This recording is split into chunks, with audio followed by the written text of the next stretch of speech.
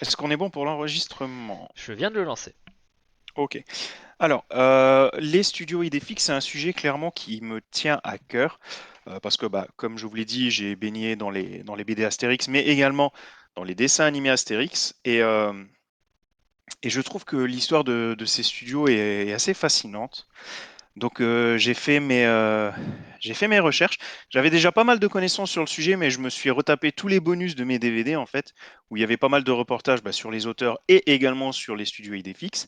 J'ai un peu condensé tout ça pour vous en faire un résumé et pour être sûr de ne rien manquer cette fois, je ne l'ai pas fait en mode prise de notes, je l'ai fait en mode rédaction. Donc pour la Oula. première fois, mes amis, je vais le lire.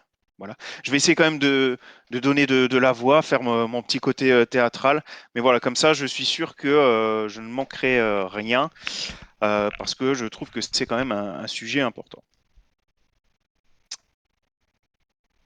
Ah, sérieux? Bah, disons que si c'est comme les derniers films Astérix, oui, je m'en passerai bien. Mais écoute, on va voir. Alors, les studios Idéfix. Alors, pour bien comprendre pourquoi ont été créés les studios Idéfix, il faut retourner déjà un peu en arrière d'une part et connaître Goscinny d'autre part. On va donc commencer par là. Donc, nous sommes en 1967 après Jésus-Christ. Belvision, qui est un studio belge qui avance sur le dessin animé Astérix le Gaulois, donc adaptation de la BD franco-belge du même nom, et il montre ça au patron de Dargaud de l'époque, qui était encore Dargaud, justement, et qui dit oh oui, c'est formidable. Sauf que voilà, de l'aveu d'Uderzo lui-même, Dargaud avait clairement la fâcheuse tendance à parler de choses dont il n'a pas la totalité des droits. Et là, ça n'a pas raté. C'est-à-dire que Dargaud a proposé le projet, il a vu le projet en question, il a dit OK, sauf que les auteurs n'étaient pas du tout au courant.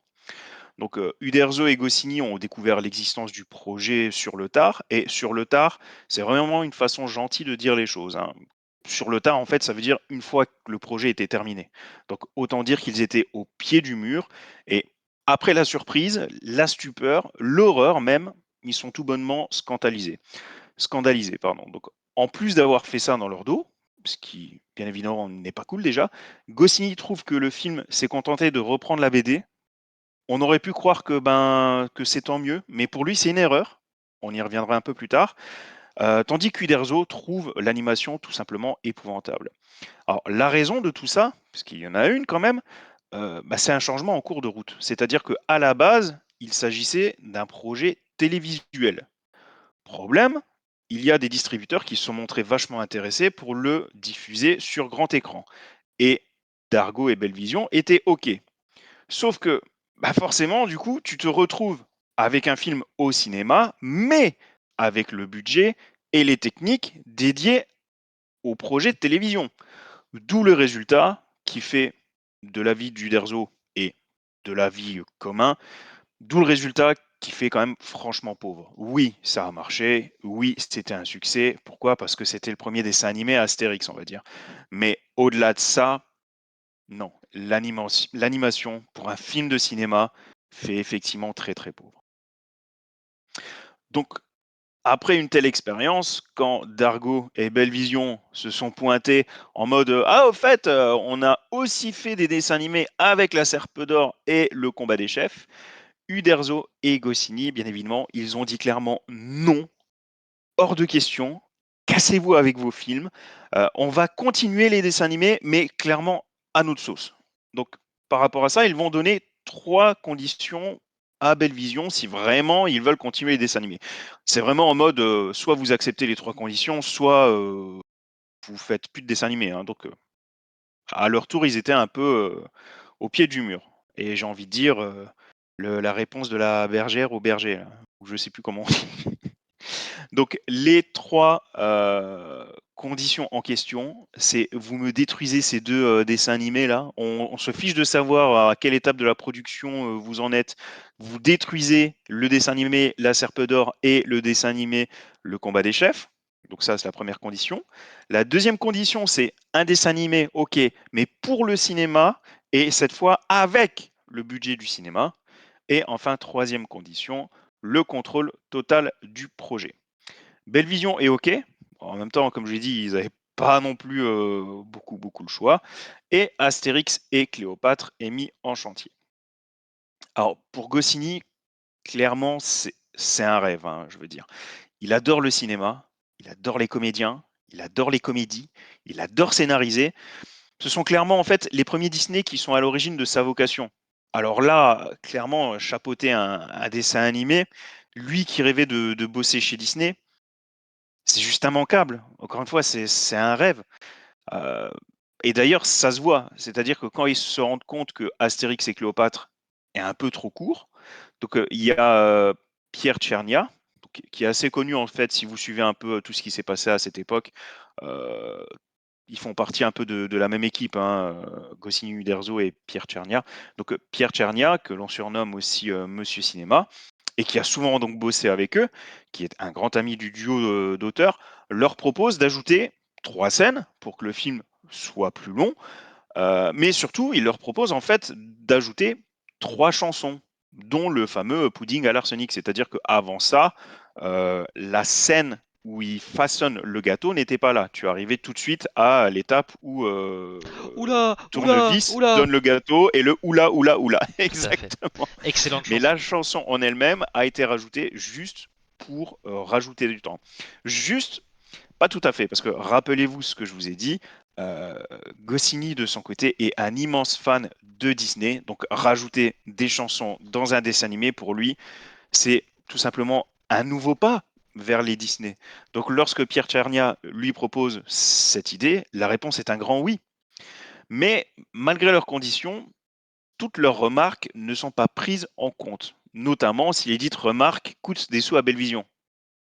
Toujours, toujours. Donc Uderzo, mi-fataliste, mi-lucide, il faut être honnête, dira que leur travail était donc de voir que ce n'était pas bien fait, mais qu'il n'était pas possible de demander à ce que cela soit refait.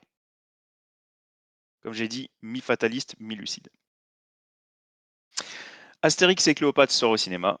Goscinny est parvenu à s'écarter de la BD, donc c'est-à-dire qu'il a réussi à mettre en place des scènes qui passent mieux sur grand écran. Il y a des scènes qui passent mieux à la BD, il y a des scènes qui passent mieux sur grand écran. Ça, il l'avait parfaitement compris, et c'est la chose qui est reprochée donc au premier dessin animé. Là, il a pu mettre en place un humour qui est plus adapté aux voix, par exemple, aux choses comme ça. Je pense notamment à la scène d'introduction qui est à mourir de rire et où on vous dit que c'est normal si, quand les personnages parlent, ça correspond pas exactement à ce qu'ils sont en train de dire. C'est parce que les techniques de doublage de l'époque n'étaient pas exceptionnelles. C'est une excellente idée, c'est drôle et effectivement, c'était pas tout à fait faisable dans la bande dessinée. Tandis que là, parfait. Uderzo est également plus satisfait de l'animation. Donc une fois que le film est sorti, quel est, leur point de vue final?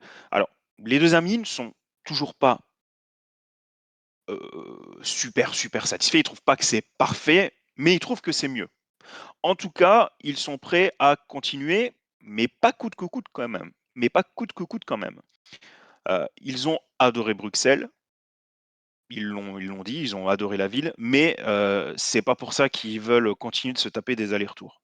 Ils en ont vraiment marre des allers-retours et en plus, ils pensent que pour de tels projets, le mieux, ça serait quand même qu'ils soient non-stop sur place. Et carrément déménager à Bruxelles, non, pas possible. Du coup, ils ont une folle idée, je pense que vous en doutez. On y arrive, l'introduction était un petit peu longue, je m'en excuse. Ils ont une folle idée, les studios Idéfix. Il s'agirait d'un studio unique en France qui leur permettrait d'avoir véritablement le contrôle créatif, cette fois total et sans discussion possible, et de continuer à adapter leurs BD sans les allers-retours. Donc, clairement, je ne sais pas si vous vous rendez compte, mais c'est un projet non seulement risqué, mais surtout c'est un projet extrêmement onéreux. Mais j'ai envie de dire, qu'apporte Goscinny et Uderzo ont les moyens, ils peuvent se permettre de se lancer dans cette nouvelle aventure. Et comme Uderzo le dira lui-même, certaines personnes pour se faire plaisir achètent une chose, eux pour se faire plaisir, voilà, ils se sont lancés dans cette aventure. Une troisième personne les rejoint, Georges Dargaud, toujours dans les bons coups. Et une fois que les trois là sont réunis, c'est enfin chose faite. Donc les bureaux sont neufs, c'est sur Paris, la moquette est neuve, il n'y a pas trop de meubles et il y a surtout en fait des bureaux et des chaises. Mais quand même, du propre aveu donc des dessinateurs qui ont poussé pour la première fois les portes du studio le 1er avril 1974, et grâce à l'un de ces dessinateurs, on sait même que c'était à 9h30, de leur point de vue, c'est du jamais vu. Ce qui a été mis en place est juste incroyable.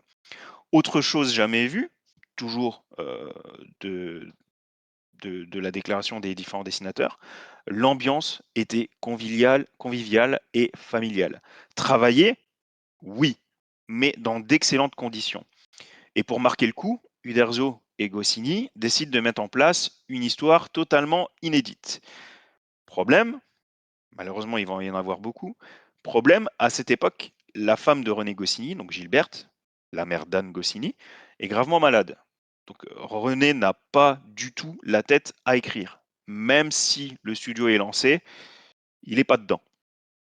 Clairement, il est très souvent à l'hôpital et alors qu'un jour il fait les 400 pas, il y a Uderzo, pour essayer un peu de le sortir de sa torpeur, qui lui dit et pour notre histoire nouvelle là, et si on faisait les 12 travaux d'Astérix, les 12 travaux d'Hercule, pardon, mais version Astérix. Et là, voilà, ça y est. Cette fois, la machine Goscinny était relancée. Il écrit le scénario des 12 travaux d'Astérix et Uderzo fait tout le storyboard. Donc c'est lui qui le fait en intégralité. Devant la qualité des dessins d'Uderzo, je vous dis pas, les dessinateurs étaient comme des gosses. Ils étaient bouche bée, certains allant jusqu'à déclarer: nous n'avons pas eu la chance de travailler avec Disney, mais nous avons eu la chance de travailler avec Goscinny et Uderzo, c'était incroyable. C'est Ce sont deux monstres dans ce milieu, il s'agissait tout simplement de 2 monstres. L'ambiance est toujours bonne, les auteurs sont présents, concernés, mais pas chiants. Ils ont juste une logique implacable. Si on le fait bien. Donc il peut s'avérer qu'il soit assez pointilleux, mais encore une fois, pour le bien du dessin animé. Pointilleux, mais pas chiant. Juste, encore une fois, si on le fait bien.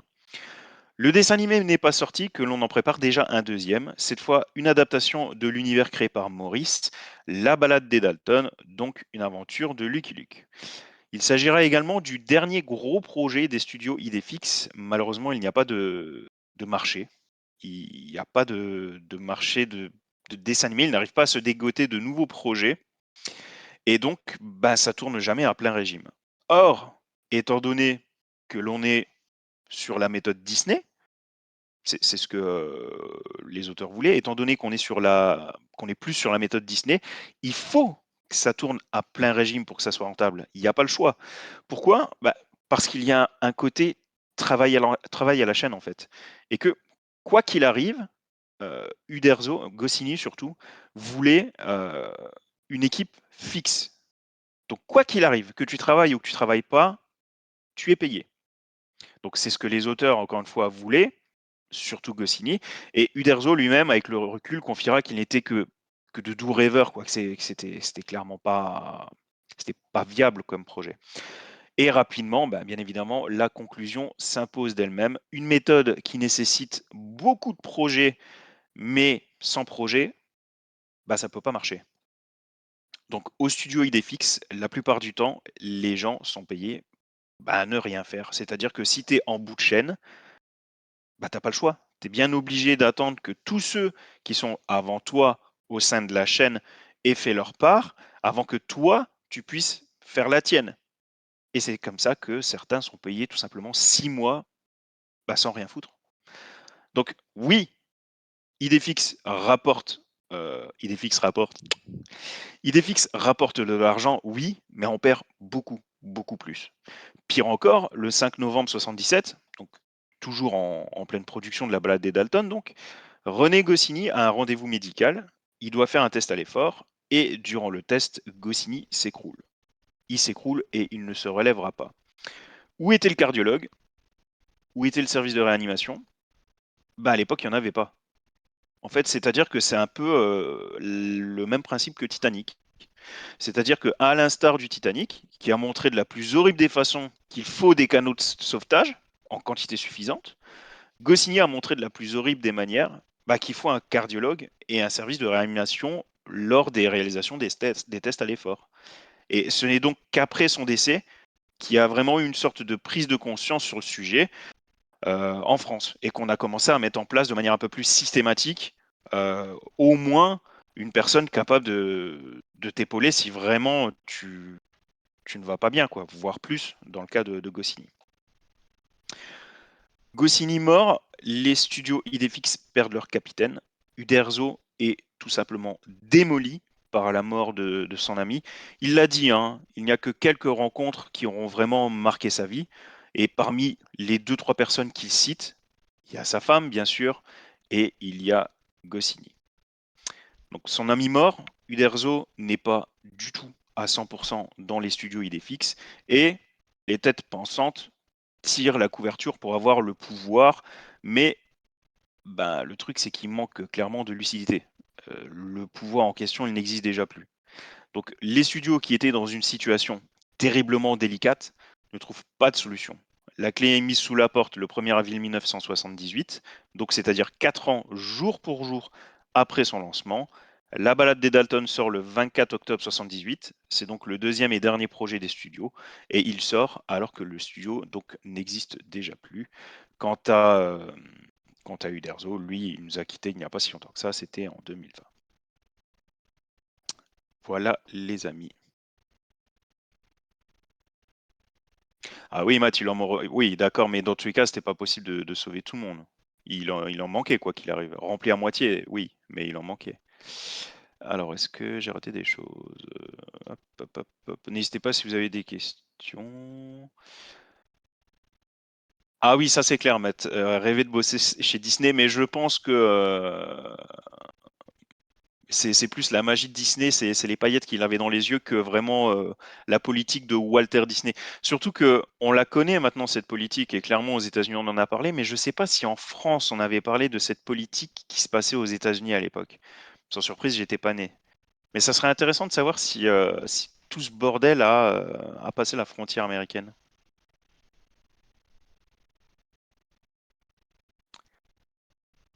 Ah, je m'y connais pas du tout en Bruxelles, je peux pas te répondre, Matt.